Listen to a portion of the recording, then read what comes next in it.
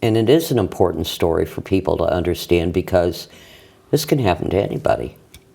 I mean, I was just a regular mom in the Midwest, and it's impacted my life in ways that I just can't even begin to explain. What are some ways that it has? Yeah. Well, it's caused real strain with my children. I will tell you that it also reveals that perhaps there are other crimes that people haven't found and haven't discovered or haven't tied into. You ask why I continue to pursue this. The other factor, aside from the former prosecutor's book, that triggered me to really dig into this case deeply was a letter that I found. Found a letter. It was written by one of my daughters, and it made allegations against her father. Now, they are allegations. I can't prove it one way or the other, but certainly frightening enough that I went and sought help. So do you think that your husband was involved in things that might have led to his sister perishing? One of the people that contacted me during all of this is a woman that I'd never met in Texas. She had been married to Joan and Steve's first cousin. He's a convicted sex offender, and he was convicted for abusing children. Those are similar to the allegations that were made against Joan's brother, and certainly frightening for me. There is corroborating evidence. There is contemporaneous evidence of the help that I sought, and I did provide that to the Essex County District Attorney. And that's what he's referring to when family secrets coming out. Well, then he'd have to investigate it. Well, that's something to be investigated. So you think the Websters are a harm to you, or a threat to your children? If family secrets get out, yeah. But family secrets will only get out if you continue to probe as deeply as you probe, and now turn me onto this and I start probing. Then it's going to be mobile, or like this with the Websters, how much your kids would be at risk if you accept, your proposition. I don't know that I agree with that. I've worked with an abuse advocate that indicated that my best measure to protect my children is to be vocal. You don't shy away from bringing out issues that could relate to abuse, ever. And I won't.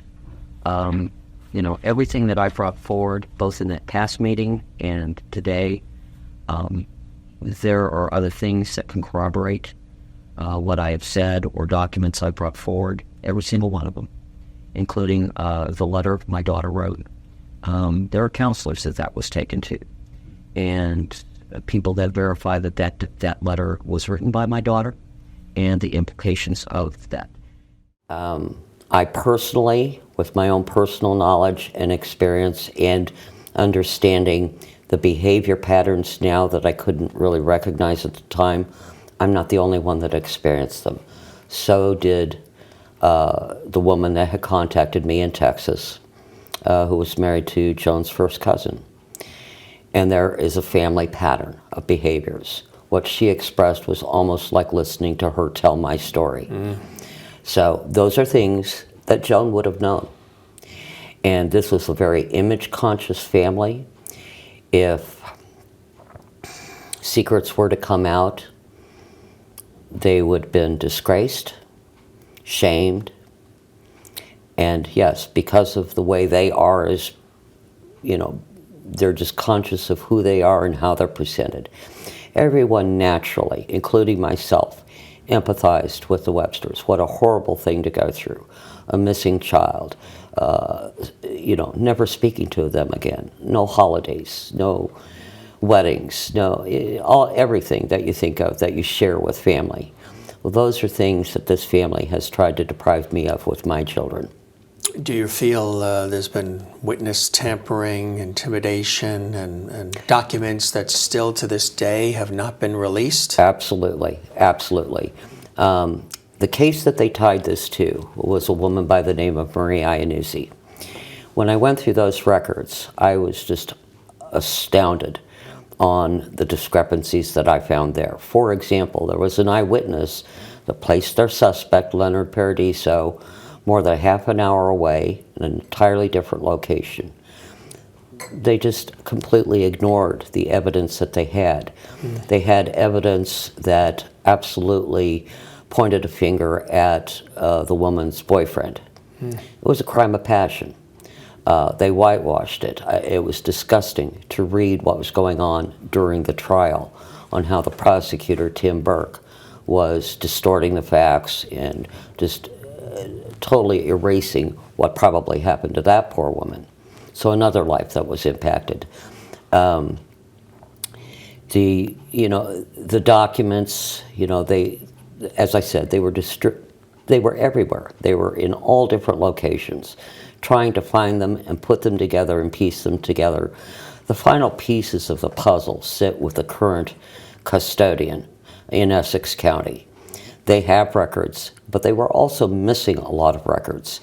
And one thing that I did find out from a witness was that Tim Burke had left his office when he left the district attorney's office and went into practice on his own. He took a carton of Jones files. And based on what I could read in his book, he had some of those records in those files. He quotes some of them almost word for word.